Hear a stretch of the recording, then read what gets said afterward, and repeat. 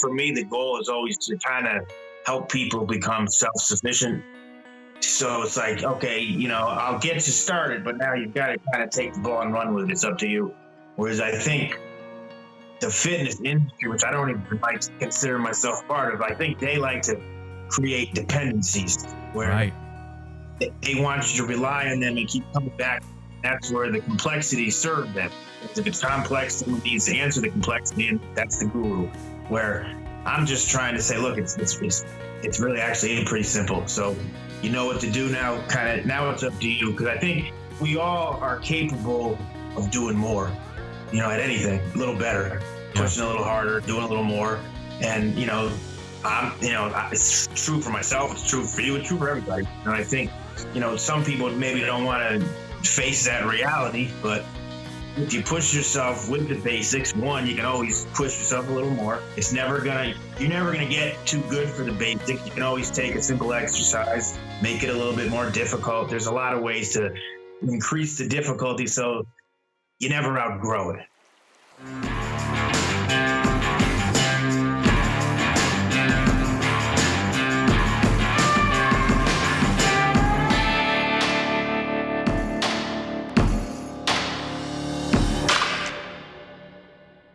Ross, how you doing, man? Good, hanging in there. All right, man. Long time no see. I know. I have an interesting picture I want to show you right here. Oh, wow.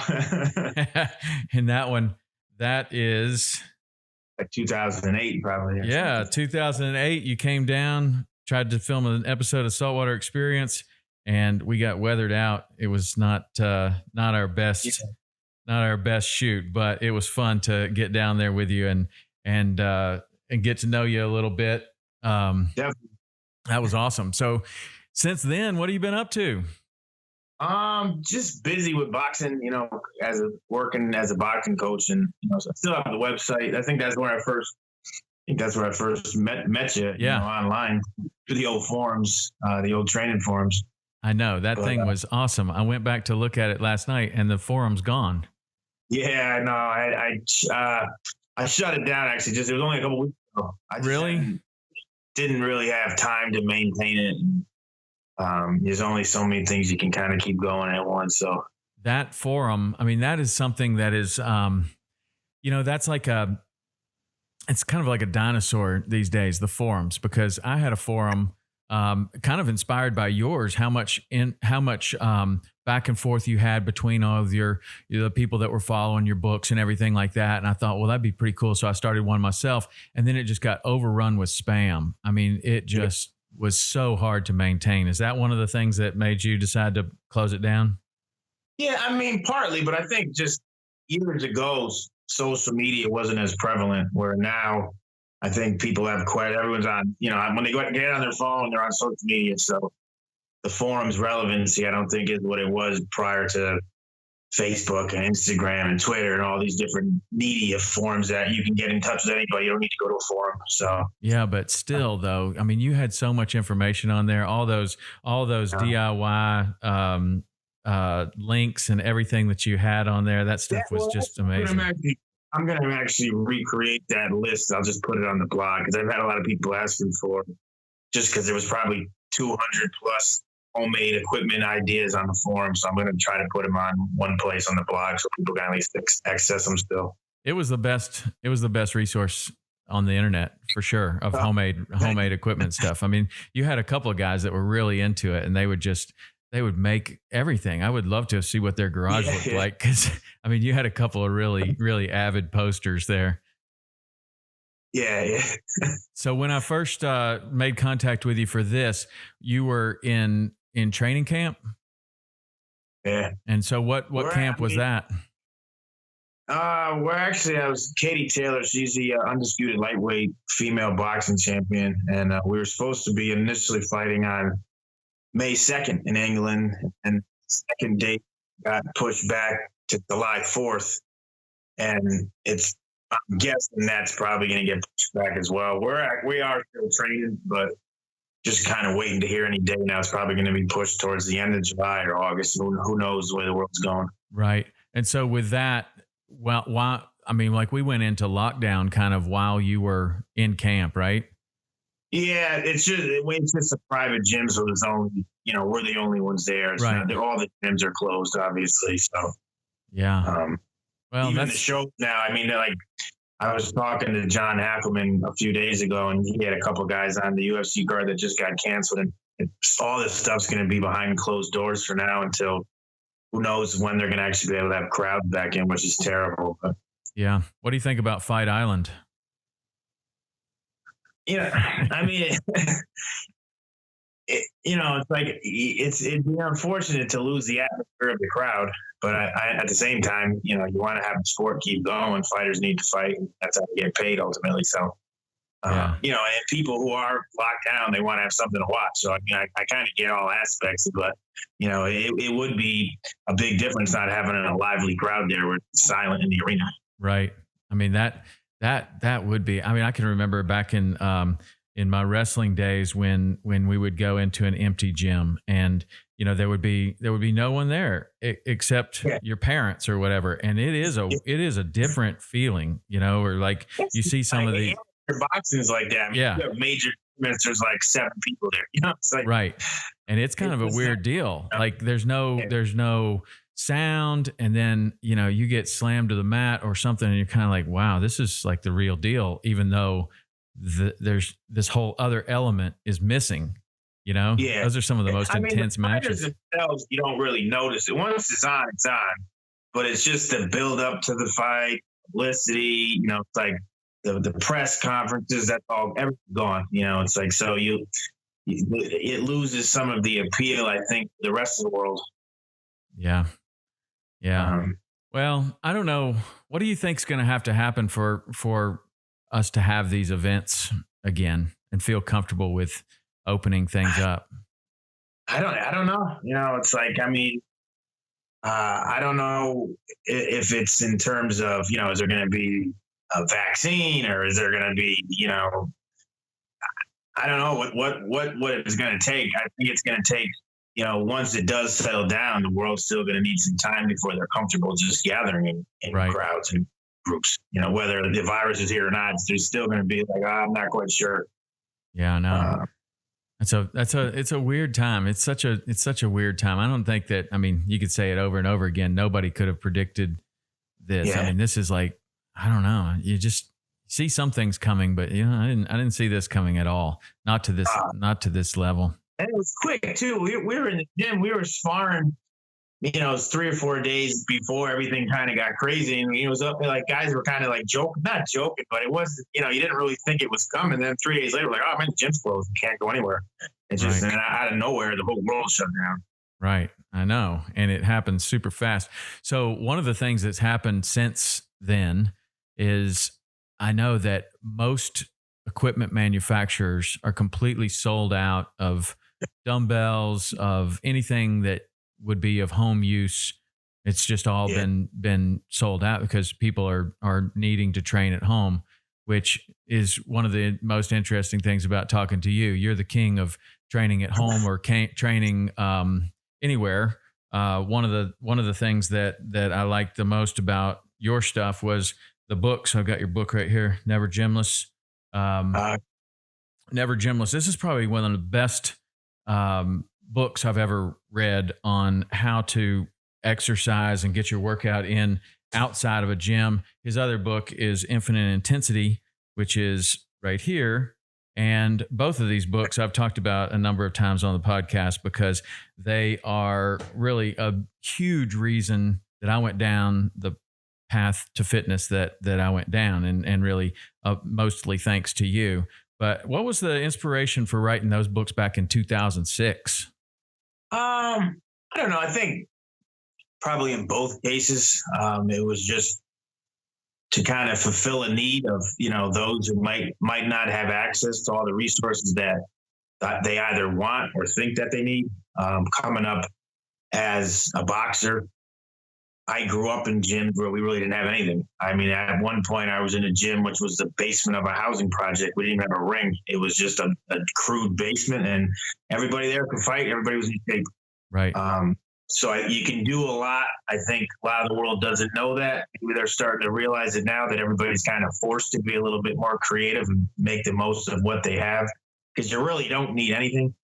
The equipment manufacturers don't want you to know that. I mean, a lot of the fitness gurus, whatever you want to call it, they don't want you to know it because they want you to kind of rely on them having the answers to all the complexities. But the reality is that most people that, if you grew up wrestling or boxing or martial arts, you did pretty well without too much. Right. And almost nothing, and that's one of the funniest things about the success that you've had is, like, if you really read through, I mean, you have some incredible information in here, obviously, that came from a lot of study and stuff, but the majority of it is that message. You don't need anything. I'm not trying to sell you anything. You don't need anything. You don't have to look for the newest exercise. You can look back into the past, to history, and get everything that you need. And you've had a tremendous amount of success not selling anything, basically. Yeah.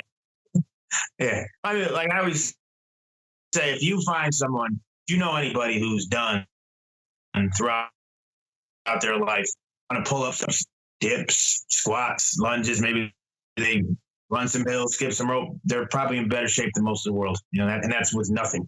Right. And you can't argue with that. There's no argument against it. All the fancy, even some of the home workout stuff I'm seeing now, it's like people are trying too hard almost to make stuff up. Some of this like choreographed crazy stuff where it's like, just maybe drop down and bang push-ups, it's like bang out some pull-ups or dips and you're going to be better than most. Right. So what's your story? Like, you start, you're working out in boxing gyms at the bottom of homeless shelters and I mean, not homeless shelters, but what did you say? You're housing projects. So take me from there to how that ended up where you are now. Well, I mean, my aspiration, I came up as a fighter, and I was a successful amateur, and I had a lot of hand injuries that, partly from boxing, but, as a teenager, I was a bit of a knucklehead, and, I had some issues outside the ring, but I broke my right hand 4 times, and eventually every time I kept trying to come back to fight, I was having hand injuries, which eventually is what kind of transitioned me from fighter to coach. So at the time, I started working with some of the amateur kids in the gym, and then eventually from there, just being around the gym, eventually progressed to working with the pros, and to eventually now that's pretty much all I do now is work with the pros as a boxing coach. Yeah, but somewhere along the line, you got a pretty good education. Yeah, no, I mean, I went to school. Yeah, I mean, it's like, I went to UConn. I mean, I went through the educational side of things, and I think that's where, even from a training standpoint, like, I kind of know both ends. Like, I studied, all the journals and the research, and at one point it was almost like thinking, okay, maybe I need to get a little more scientific with the training, but eventually I kind of realized, I went back to my roots, that, it really isn't that complicated. I've tried everything. I've done the weights, the odd objects, the body weight, a combination of everything. And at the end of the day, as much as we want to try to make it out to be more sophisticated than this, it's really not. It's like, if you have a work ethic like a Dan Gable, you're gonna probably do better than 99% of people out there. Right. So and even as a coach, I mean, obviously I've been fortunate to work with some world-class fighters, but when you actually, outside the talent and the skill, from the actual physical training, I mean, it's pretty simple. We bust our ass, but the work itself is pretty simple. I think a lot of people maybe don't realize that on the outside. They're kind of like, oh, what's the secret here? It's got to be something more fancy than that, and when it's really not. Yeah, I mean, everybody's looking for the secret. Also, in the secret in just overall health in the outside world, like not as a professional athlete, not even as necessarily a competitive athlete, but just somebody that has kind of lost it a little bit and wants to get back in shape, or to get in shape for the first time of their life. Like, what's the secret? Who do I need to pay? What do I need to do? Yeah. And, there is a learning curve there where some people don't have, they don't know how to do a push up or a pull up or anything. They've never been an athlete at all. But for the most Yeah. part, that's where your books are really incredible. But I think at the same time, though, I think for me, the goal is always to kind of help people become self-sufficient. So it's like, okay, I'll get you started, but now you've got to kind of take the ball and run with it. It's up to you. Whereas I think the fitness industry, which I don't even like to consider myself part of, I think they like to create dependencies where Right. they want you to rely on them and keep coming back. That's where the complexity serves them. Because if it's complex, someone needs to answer the complexity, and that's the guru. Where I'm just trying to say, look, it's really actually pretty simple. So you know what to do now. Kind of now it's up to you, because I think we all are capable of doing more. At anything, a little better, pushing a little harder, doing a little more, and it's true for myself. It's true for you. It's true for everybody. And I think some people maybe don't want to face that reality, but if you push yourself with the basics, one, you can always push yourself a little more. You're never gonna get too good for the basics. You can always take a simple exercise, make it a little bit more difficult. There's a lot of ways to increase the difficulty so you never outgrow it. Right. It's not probably the best sales pitch, but it's not. That's why I got into it. So Yeah. So the interesting thing right now is that you take a business model like, the Globo Gym type model where you can create this complexity. You really need this trainer. This equipment is dangerous. You really need somebody to hold your hand through this deal. And we're here for you. And we're going to run a New Year's special, and we're going to sell way more than we could possibly ever host in this location. But we're expecting 90% of you not to show up in a month. Right. So that's the model. Right. Yeah. And so crazy. Now in that, and it's worked very well for them because they build these huge gyms all over the place. There's got to be a lot of money coming in. But now that was one of the first targets of this shutdown was where do people gather? Where do they breathe on one another? And sweat. It's like gyms were almost immediately targeted, like, okay, close down all gyms, close down all massage places, close down all acupuncturists, close down, all of that type of stuff. Do you see that, in just your opinion, I don't know. You're not an expert in that type of business, but just as a person that likes to train, what do you think is going to happen with big gyms? I don't know. There'll always be, I think, there's certain guys. There's always going to be a business for certain people.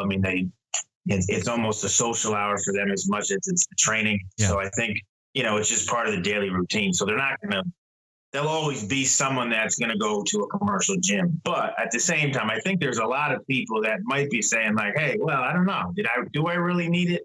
Because especially. It's not just the work at the gym, but it's like, maybe you're driving 20 minutes after work. You're stuck in traffic coming back, where maybe I don't need to waste that time. Maybe I actually could do something at home because they've kind of been forced to now. So it'll be interesting to see where the world goes. I think the world's going to change in a lot of ways, not just the gyms. Between schooling, there's a lot of changes that are going to kind of happen just because of this. Yeah, no, I'm wondering about school already. My boys are in college in Montana University or Montana State. Both of them are home. My daughter's in 11th grade. And I'm wondering if she's going to go back next fall. Really, like for the year, I'm assuming, right? Oh yeah, both of them have just said we're virtual for the rest of the year, and they said that maybe 3 weeks ago. There was a slight little kind of hope that maybe they would go back sometime this spring, but there's just no way. They're just not going to do it. Nobody understands how to deal with this thing or what's the right thing. And I keep asking all my friends, like, what do you think that one piece of information is that comes out that kind of breaks things open a little bit? I don't know. I've kind of thought, well, as far as parks go or something like that, what if some research came out that the coronavirus was killed in ultraviolet sunlight in 10 minutes, or something like that? I don't know. Just wouldn't that help to open some things, some outdoor things back up and make people feel a little bit, better? And I'm sure the testing and all of that is going to be something, but I don't know. It's such a weird time, and anything that we say right now, even next week, could be like. Did you hear what he said? I mean, so you wonder, like, have more. I mean, obviously the testing is limited, so you don't know how many people have actually really had it, or maybe they didn't show symptoms. So, maybe as far as like fatality rates are a lot lower than you even think, because there's people walking around who've had it and didn't even know. So right. we don't know. Nobody knows. I tell you what, man, I have a number of friends that feel like they had it back in December. I mean, that's what I do as well. Yeah. I mean, like you're hearing like, okay, dry cough, really just felt like this certain way. Weeks, coughing and and the flu, they don't know what it was. Yeah. Right. And I have one friend, he went to the doctor, got tested for the flu. No, you don't have the flu. We don't know what this is. Like, I'm sorry you don't feel good. You're probably just working too hard, just take a little break. And he lived in his basement away from his family for like 13 days. And that was back in December.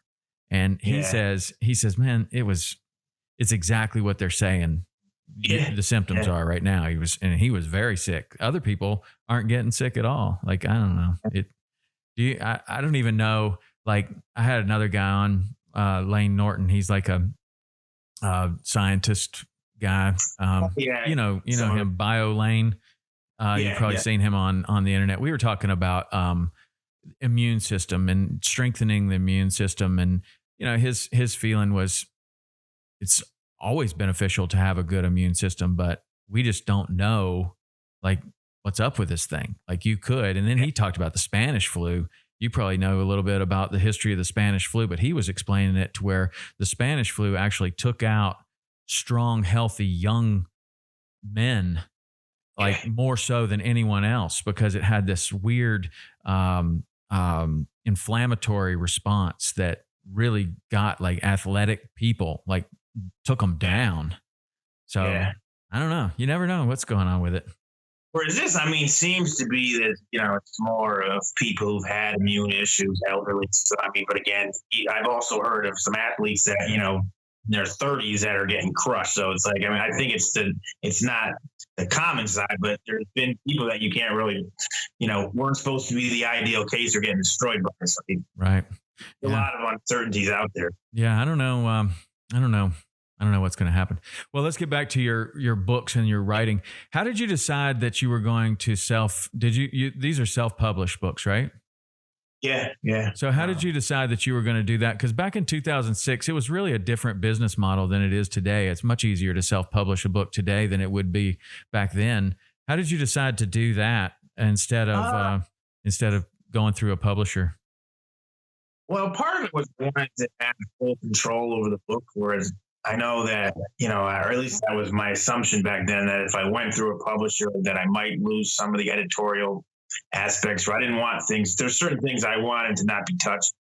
And I was fortunate that there was kind of an up and coming, small publisher in my area he was kind of getting going when I was getting going. And we basically teamed up and helped each other build each other's businesses. So I think I just got in at the right time.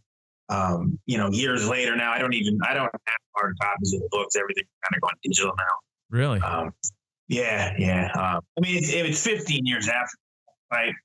If I ever get to writing another book, I will have a print run, but it's like after 15 years, I don't know. I just kind of thought that if somebody wants it, the Kindles are so popular now that everyone wants to download things, where I do like to have a physical book, but I think the world's changing, so it's like to put up all the money to buy all this inventory. Right.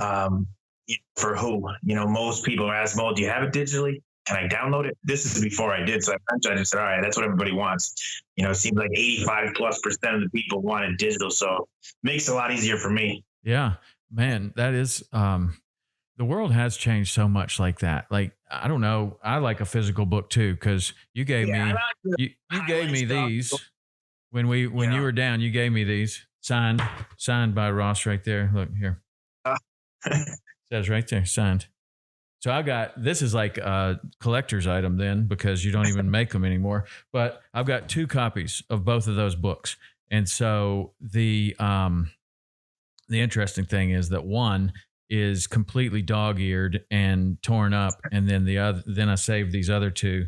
I just put them in the bookshelf, after you gave them to me, and I don't really mess with those. But the other ones, I went through those so many times. But I like to do that with a book, especially a training book. It's not a novel. I want to go through and highlight it and put some notes. Maybe I'm going to change something in a routine, and I can go back and reference it with a sticky note.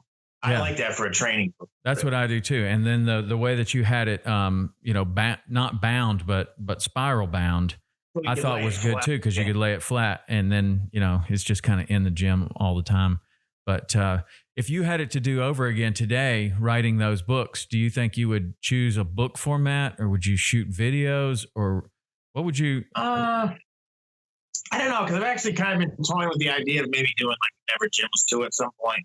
But I don't know that the world necessarily, not the world, but if people want, a 200-page book, or is it more convenient now to almost have some type of digital platform where there's demonstrations of the exercises, video, and progressions, where sometimes some of the progressions might be a little bit more difficult to capture in paper form or book. Whereas if you have videos, it's a lot easier to explain certain things, and then maybe just have the routines either printed or available digitally. I'm not sure. Maybe it's an app. You thought about an app? I know. You could do an app. Yeah. That'd be pretty cool. I was just looking at your book, going through it this morning, just like, it's got all these nice pictures that, are like, each step of the exercise, and it's well done. But it's also, in 2006, digital photography was nothing like it is today. Like what we're doing right now, I've got 1, 2, 3, 4 cameras going. We've got Skype going. I've got all this stuff, controlling it all on an iPad. It just seems like we've come so far, and it opens up the opportunity for different platforms. Like, I guess the app would be the most logical, I guess, for that platform for you. Because now you can there's even like third parties. What's that? Oh, sorry. No, I've seen also things where there's, like an online terminal almost, where you could have, say there's 100 videos of different exercises. I've never worked on creating an app, so I'm not sure, I'm not sure how it would all get pieced together. It's just kind of like in the back of my head here. Well, I think now, just like kind of the evolution of the printing, publishing business, where it's really easy. I mean, you could probably Google how to publish a book and come up with 50 different sites where you just put in the manuscript, and it formats it for you and does everything, and off you go. You could probably have it on Amazon in a day or so. The app building is like that. Like, we built some apps this year, and there's like some services where it's kind of like got a template, and you just put it in there. And it's almost like Squarespace for building websites, compared to, back in the day where you needed a coder and all this other stuff. Yeah. It's gotten a lot easier. I don't know. I think you would do really well with it. I started my website with HTML. I was I coded Notepad myself. I know. Well, that was back. When did you start your website?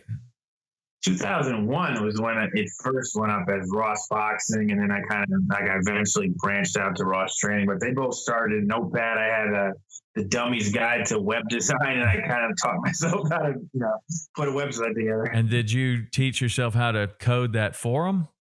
Whoops. Yeah, for the most part, yeah. And the forum initially was on a different platform, EasyBoard. I think the old EasyBoards. And initially, eventually, I switched over. I did have help. Some of the guys on the forum actually were techies, so I had some good helpers there. A couple of guys in Germany. Wow. I don't know if Lenny used to be. I forget what his name used to be on the forum. He used to be on there all the time. Yeah, I used to go to the forum all the time. I mean, it was a great resource, and it was like social media before there was social media. Like, if you were into training or whatever, you could meet these guys that were from Germany or anywhere, all over the world, and you're doing the same workout, and it was just really cool. I thought it was an awesome resource. I was sorry to see that it wasn't there, but I hope that you're gonna revive it somehow, because there's a community there.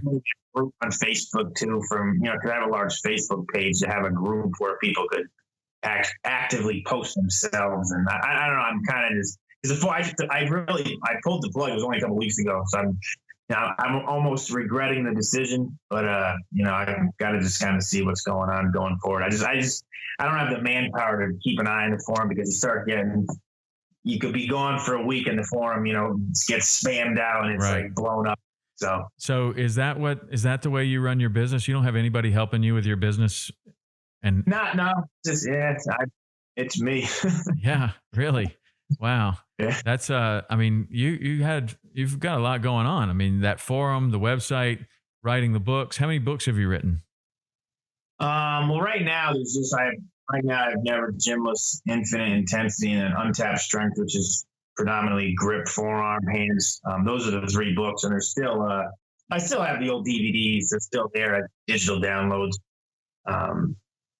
And prior to writing Never Gymless, I did have older books like 2002 or 3 that I eventually discontinued when I wrote Never Gymless and Infinite Intensity. This is because they were Infinite Intensity, Never Gymless were somewhat revised versions of the real old stuff. That's, we're going back like 20 years now. Yeah.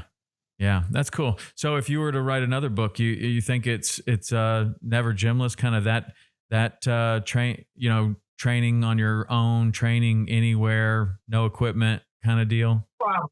Yeah. Cause I've got 15 more years of experience kind of doing that type of thing than I already did when I first wrote the book. So I was happy with Never Gymless, but I know for myself that I could make a lot better book if I was to start over from scratch. It's a big investment in time to try to sit down and create something, especially like if we're kind of traveling and getting ready for fights. So, I don't know when it would happen. I'd like to say I will eventually, How would you do that? Like when you got a family, right? Yeah. So you got your family, you got your boxing business, you've got the other obligations of shipping and other things that you're doing out for your website probably. And then you're going to write a book, and you've already done this 3 times. So where do you find that time? I don't sleep a lot. Like something with a book though, I always feel like it seems like a monumental task if you're just thinking about the end product. But if you wake up and say, all right, every day I'm going to wake up and put 60 or maybe 90 minutes, just turn off the phone and write, or maybe it's research or it's outline, and that's all you do. And after the first day, you probably don't have anything done. After the first week, you might hardly have anything done. But if you keep doing that, 60 minutes here, 60 minutes, 3 months down the line, it's like, okay, I actually have something in place that's getting me started. So it's just like you can't do it if you're trying to do everything at once, where you can't just be singular. I'm just going to work on the book because it'll take over you won't be able to do anything else. But If you have 60 minutes, you just say, I'm going all in for 60 minutes. And then if I have more time later today, maybe I'll get back on. But as long as I get my 60 in, after a couple of months, you got a lot done. Yeah. That's how I wrote the first books. Because I was busy then. It's just like I would block time out early in the day before I got distracted, and I made sure I put the work in, and then I went off and trained and did whatever else I had to do. Right. And what about your own personal training? Where do you find time for your own training? I'm like, a lot of times when I'm in the boxing gym, I work, I'm the coach, but I do a lot of stuff in the gym as well. But I have a garage gym here.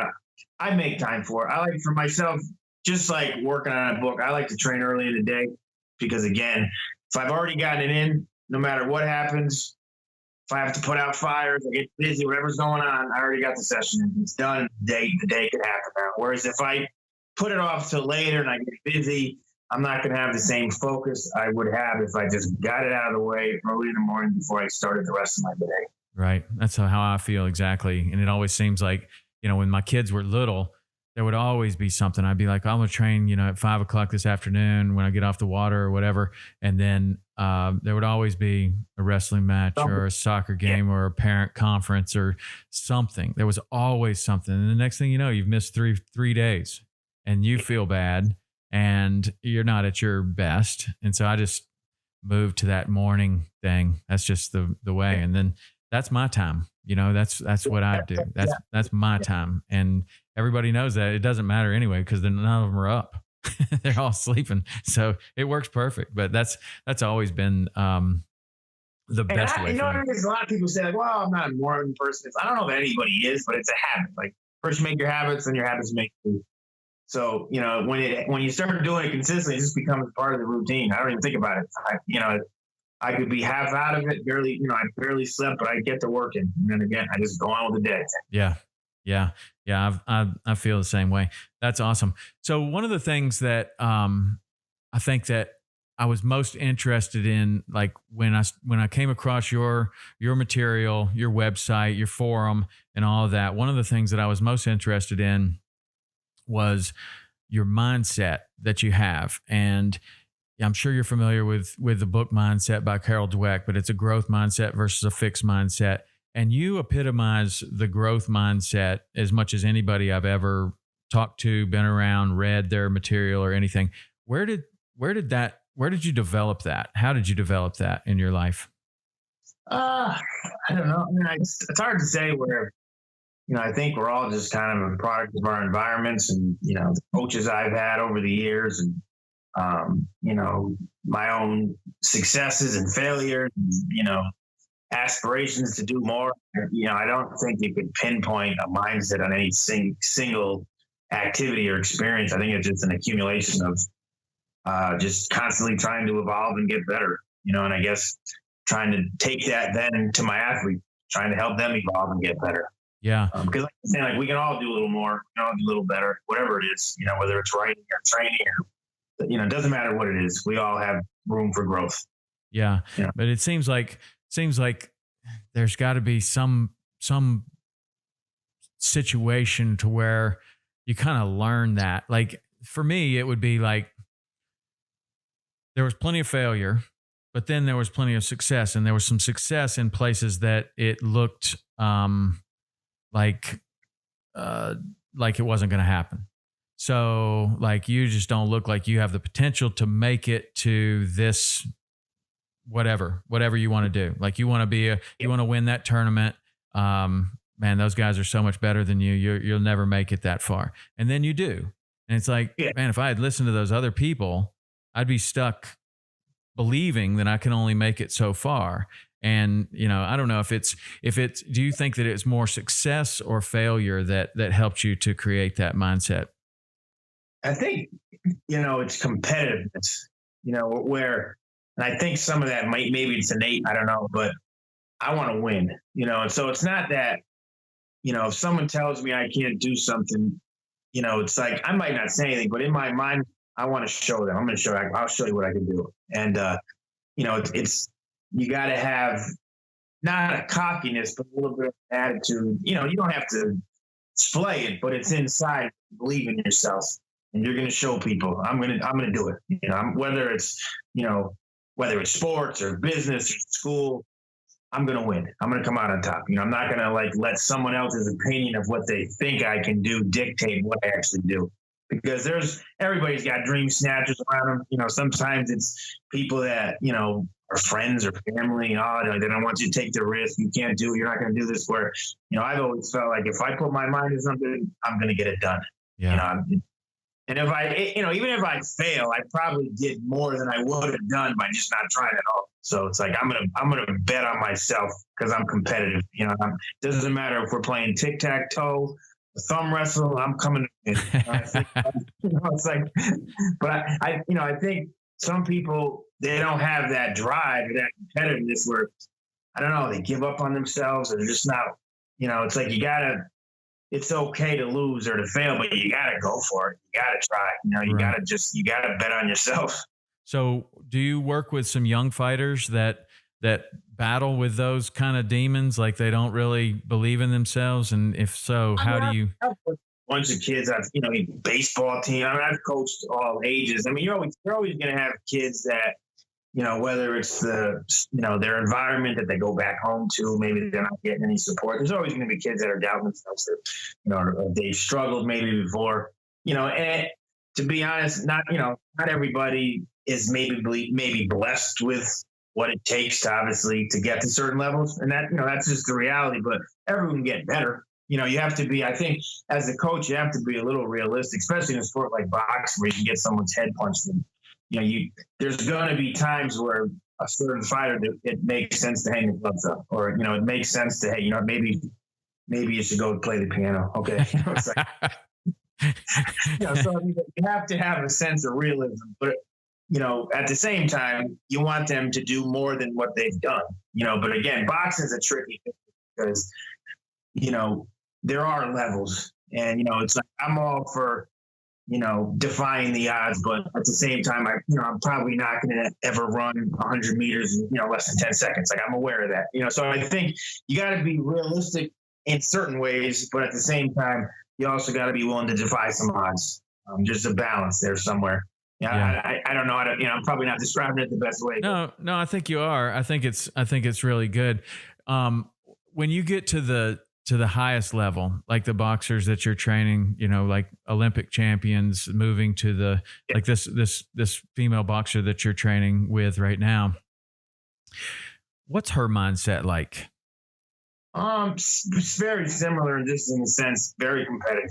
It's like, at everything, whether it's the training, it's like just, when you have success, and you've reached that level, you start to, you expect it, you demand it. So every day you show up, it's like, well, Eric Thomas, you win the day, win today's session, and then win the road work tonight, win everything. And then, eventually that's just your mentality going in. You're on another level than everybody. It's not fun losing. It's like, it's not fun losing anything. So I think, and again, everyone's tasted that before, and, I don't care how good of an athlete you are, at some point, as an amateur, at some point you've lost, and the really competitive people, you don't want to taste that again. You'll do everything you can to avoid being there. Right. I have, like, there's fights I lost 20 years ago, close decision, that I thought, it still bothers me, so I don't think you ever get over it, but you do what you can to avoid being there in that situation again. That's for sure. Right. In that book, Mindset, that I referenced, it's a interesting book because one of the things that she talks about in there are kids with a fixed mindset, that, like you were talking about, athletes that have lost hundreds of times, and that creates kind of a risky, like, you're not afraid to take risks. You've already lost. What's another loss going to be? What if I win? Like, think about how good it'll be if I win. So somebody that's lost a bunch, they have a tendency to take more risks, to go, fight the best fighter in the gym or wrestle the best wrestler in the gym. So what if he beats me? I've already lost 100 times before. No big deal. Where a kid with a fixed mindset is like, they tell me that I'm the best. And if I wrestle that guy, or if I fight that guy and get knocked out, then obviously I'm not going to be the best. So, she says, takes it into a classroom setting of, like, they're afraid to take a hard test, or they're afraid to take a real hard class because everybody's told them they're smart their entire life, and they're afraid to take that risk because they're afraid they're going to get exposed. And where that's a fixed mindset, where the growth mindset is, whatever, man, you can't beat me any worse than the other guys already beat me, and I might win, and I'm going to get better. That, though, is that with certain individuals, as they lose, they can become accustomed to losing, almost to the point where they expect it, and they stop expecting that they can win. They probably have more that they could give, but I've been here before. Here we go. I'm going to lose this one again. It's like, so I think, but that's where the people around you, the support system you have, whether it's your friends, family, or coaches, they're the ones that kind of have to help lift you, to let you know, listen, you can beat this guy. You've lost before, but you can go get it. Because sometimes when you're on your own, you start, this self-doubt creeps in, and it's just familiar territory. I lost the last one. Here we go. Yeah. I'm going to lose again. Yeah, I see that, man. That's interesting that you bring that up, because you can get in that familiar territory of just, I don't have anything to lose, but I'm not going to win. That's it's like not boxing. We call it like sparring partner syndrome. It's like they're used to being the B side against the A class fighter. It's like, and they get in there and they do enough and they compete, but they're the sparring partner. They're not the guy that's getting ready to go win. They're just there to kind of fill their role. Which is a dangerous role to take, though. Especially in a sport like boxing. Like if you're taking punishment, you only should be there to win. If you get to where you don't care about winning, you're in the wrong sport, and you can get hurt and affect the rest of your life. Right.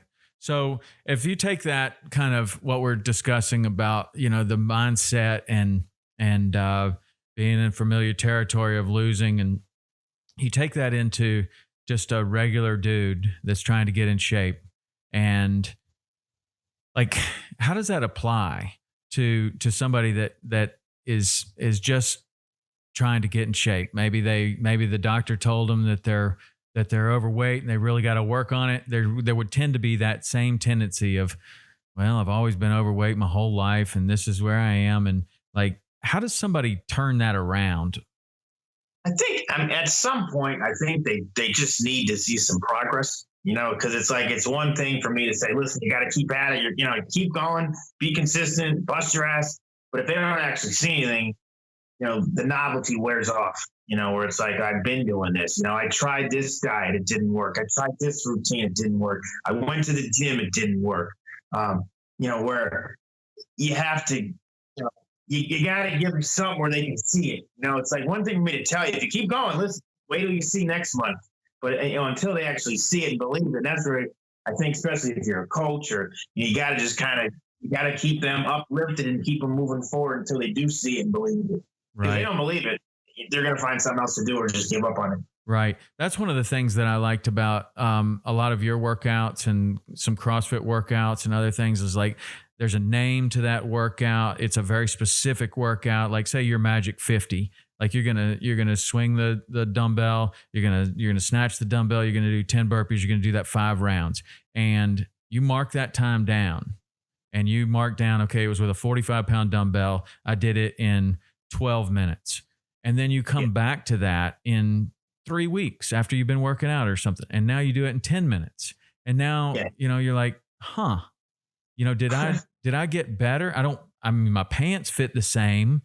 My shirt fits the same. I look the same in the mirror, but I'm actually seeing progress. I think it's really important that people write it down or somehow monitor that progress. Yeah. And it can be simple. It's like, I ran a mile. Well, you just ran it 10 seconds faster than last week. Right. Like the little steps forward, they all count, and they, as time goes on, they all start to accumulate.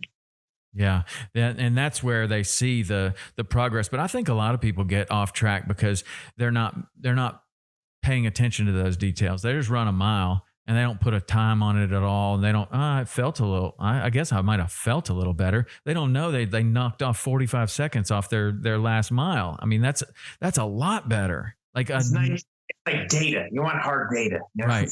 Right. So you look at your own balance, you can see numbers. You want to have something you can, equate numbers to. I'm faster. It's like, not just like what I weigh on the scale. We're talking like performance numbers. I just lifted 10 more pounds. I did 10 more reps. I ran it in 10 seconds fewer than before. So, and I don't think you should drive yourself crazy writing down every statistic in the world, but you got to have a track of something. Yeah, just something that's trackable. And a lot, there's some types of workouts or some types of fitness programs that don't really have any way to track it. You go to the class and you do the class, and I mean, how do you feel?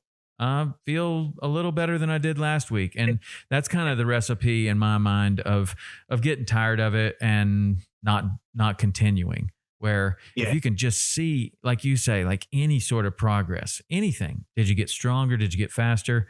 And then eventually you're going to see, oh, okay, well, my pants are looser. So it gives you, like we're talking about competitiveness. Like if I'm working against a number, I'm competing now with myself. So it's like, okay, I ran the mile this fast. I want to get a little faster. So it's like when you have something to compete against yourself, I think it helps you. If you just show up and, okay, I'm at my spinning class and I'm going to do the same half hour I did yesterday and the day before. I mean, what are you working against? It's the same thing. Right.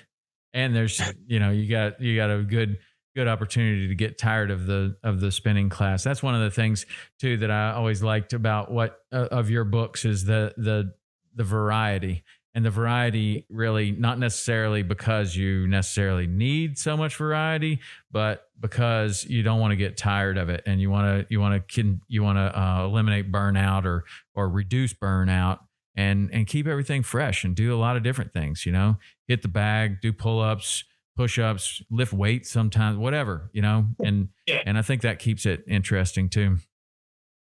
Because I think I think variety is another thing. You could be excessive, but sometimes, like I like to say, variety can be subtle. So it's like you might change your grip on the pull-up bar, maybe add weight, maybe do higher reps, maybe you're doing close grip push-ups, you're doing wide push-ups, you're doing explosive push-ups, you're doing handstand push-ups. There's always a way to switch things up a little bit without straying too far from the fundamentals that you believe in. Right. To repeatedly do the same thing over and over and over again.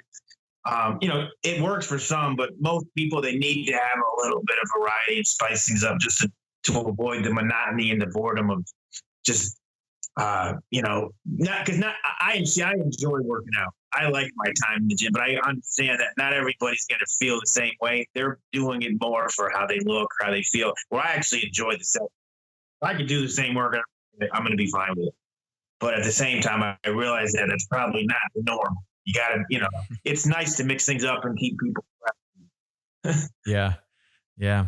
Well, man, I think you ought to write another book or do an app or something. Yeah, at least get your forum back together. You got a big community of people out there that want to talk to you. Yeah. So if any of these guys want to, I know that you had a special where you were offering your book for $1 during this Corona. Yeah, I have it up there. You do? For Never Gymless? Yeah, I'm just gonna, long as this coronavirus thing goes on, I'm gonna leave it at $1. So I know people are out of work, and if somebody needs it, it's a 230-page book. It's $1. So. Wow, and that'll be a digital download. Yeah, it's a PDF. So, you can print it. I never created a full Kindle version because for me, you can read the PDFs on a Kindle, but I like the fact that you can actually print it. So, for myself, I would print, say, like the workout section, so I have them on hand. I don't want to go reference something on a phone or on a Kindle if I'm training. I want to have a physical piece of paper. Right. So you could get this book for $1. If you go, what's your website that you get it? Yeah. RossTraining.com. RossTraining.com. You can get Never Gymless for $1. It's and then print it out. That's what he's saying, and then you can just keep it. You can read it online, on your computer, tablet, whatever. But you can't. The options there if people. That's cool. And then, man, I hope you start working on another book because I'd love to see what you got going on. But man, it was great to catch up with you. I really, just want to tell you, you have a tremendous impact on a lot of people. I hope you know that, including myself. My story that I've told on the podcast before, but I was, a wrestler, and that's how I grew up. Not without much. We never went to the weight room. The weight room was for football players and basketball players. We weren't even really allowed in there. They didn't want us in there. We didn't know what we were doing, I guess. But we had just some dumbbells, a couple of bars, and maybe a sandbag, and that was it, and each other.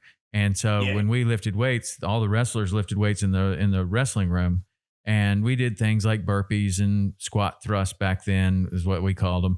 And, but we weren't really allowed in the weight room. And if we went in the weight room, it was going to be, back then it was all bodybuilding stuff. You do 3 sets of 8 and move on, and nobody in there is breaking a sweat whatsoever. So I learned, my basis was basically what your books are. And then somewhere along the line, I got off track and forgot all that stuff and felt like, and then I kind of got out of shape, and then I got back in shape the way that I thought you would get back in shape. And the way I'd read and everything was you ran marathons.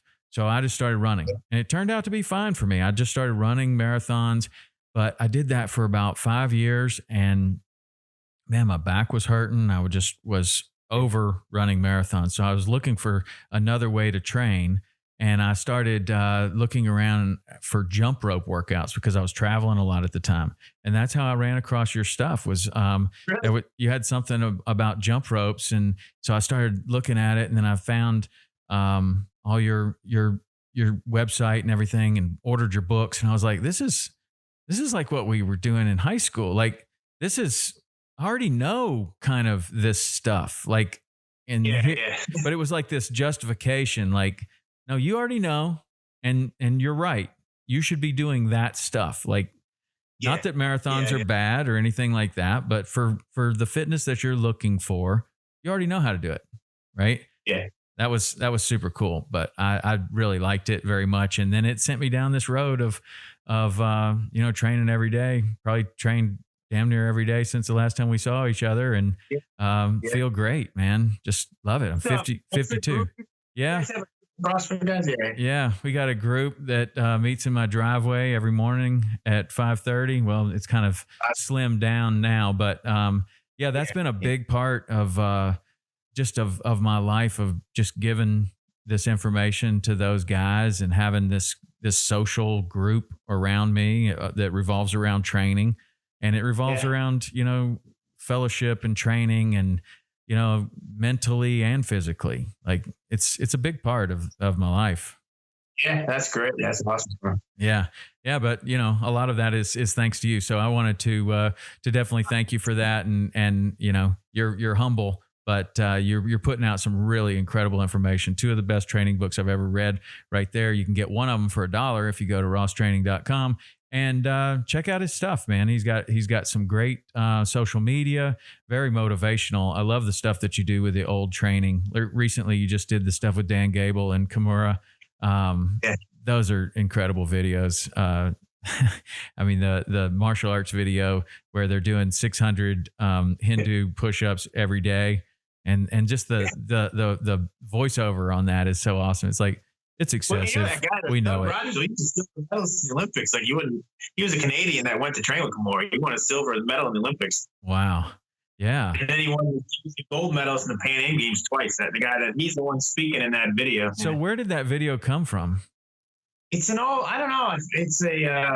It's an old documentary that I had saved. I just like to try to fit it into a minute. Yeah. I put up a link, actually. There's a link on my blog it's like an 18-minute documentary. Yeah. But it's good stuff, actually. It's worth looking at. You tend to find a lot of those old training. A lot of that stuff, though, I found on the forum. Guys would share stuff on the forum, and they'd send, "Hey, man, check this out. Put this on the blog. Could you put this up for me?" Right. One of the equipment, like, "Hey, I just made this. Whatever. Can you throw that up on your blog for me?" Okay.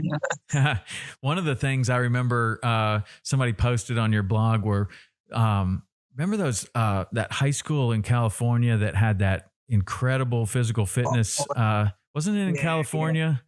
And they had like a documentary on that. And man, they used to train those kids during school, and they were jacked, man. Every one of them, man. You look and there's like 60 kids, and even the worst looking one is like jacked to today's standards. And they're doing dips and rope climbs and pull-ups and every different kind of push-up you can imagine. And that was PE class.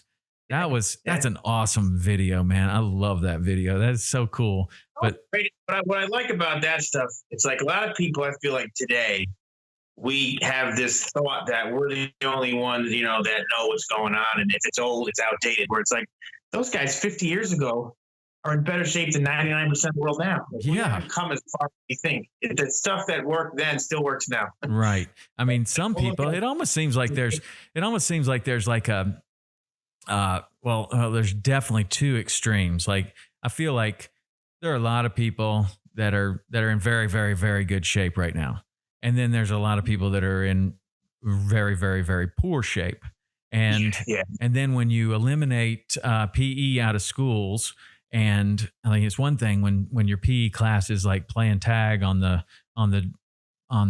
playground or something, but at least you're getting some physical activity compared to that documentary that we're talking about, where those kids were, I mean, that was like a gymnastics class. I mean, it was amazing what they were having those kids do.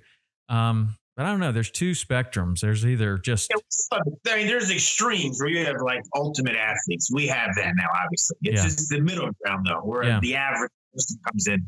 the average person doesn't do much of anything physically. Where I think in previous generations that was different. Yeah. Whether it's like we could probably all say, "Oh, my grandfather, he could have worked outside all day." It's like, well, you don't have that now. A guy goes outside for 20 minutes. He can't do any labor. He can't do anything if he had to. Right. That's a big change, and I mean that's just a change in the world because, yeah, I mean the middle ground. A lot of those people actually did work like physical jobs that have been replaced with Walmarts and the farms have been kind of displaced in a lot of areas, and those people are now working at Walmart instead of tossing hay all day. It's all been automated. Yeah, well, even more automation with coronavirus, but I don't know. I kind of think that this I have an optimistic view on this coronavirus and the lockdown. I believe that right now I've seen more people, like if I do get out and drive around or we take a walk with my family or my wife, there are more people walking. There are more kids on bicycles. I hadn't seen a kid ride a bicycle in 5 years. And there's a bunch of them. They found an old rusty bicycle in the garage somewhere and started riding it again. And I just think that people are spending more time with their families. I think people are more interested in their health. It starts with, not getting sick and doing things like washing hands. But then I think every one of those little steps that you take leads to, oh, well, I could be better. I could be more fit. I could pay more attention to my sleep. I could pay more attention to my hygiene. I might do a push-up today. I just kind of have an optimistic view on it. I think it's a good opportunity. It seems like a reset for the whole world. That's a good way to put it, a reset. It is what it is. Yeah. Well, hopefully it'll be over soon and then we'll go back to normal. But my hope is that going back to normal means that we remember some of these good things that come out of this, like spending more time with your family, exercising more, paying more attention to your health, and that kind of transcends into the new world, whatever that looks like as we're moving into it. Yeah. All right, man. Well, so the training camp, can you still train there at all? Or are you gonna kind of shut down for a little bit, or what? It's no one else is there, obviously, so it's just us. But we gotta keep going until we hear otherwise, right? I mean, right now the show's on, but I wouldn't. I'm assuming it's going to get pushed back. But the last thing you want is to be caught off guard. So you gotta stay ready. Yeah, that's in your book too. Stay ready, not just get ready. Stay ready all the time. Yeah. That's good. That's a good philosophy for life, though. All right, Ross, man, thanks for your time. I really appreciate it. It's great to catch up with you. I'll be watching for you online. I hope you saw my tag to you the other day with my boy doing a triple clap push up. That came from your book too. Yeah, he's a stud, man. He's a stud. I got to try to keep up with him. I did a video of me doing a triple clap push up, but it didn't go as well as his went, and so I deleted it. But I didn't smash my face.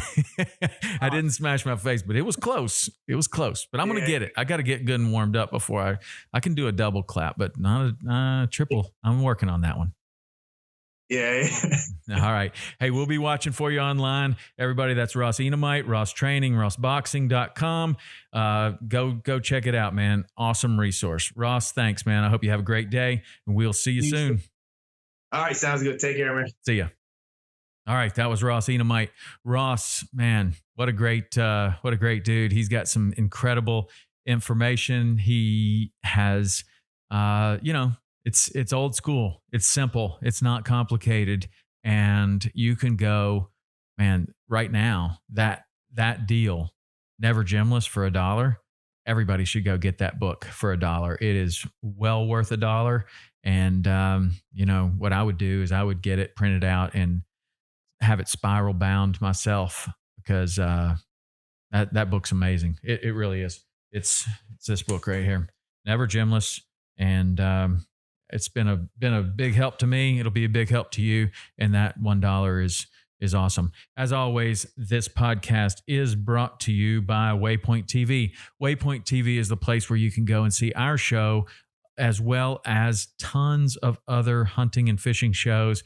Waypoint is providing content to Samsung Plus TV has a Waypoint channel over there, Zumo, Stir, Pluto TV. There's all kinds of content on the free channels. Those Plus channels is what I call them. You can find the Waypoint channel, or you can watch it what I'm calling conventionally, which is kind of strange and ironic because it's not conventional at all. It's digital streaming. Go to waypointtv.com.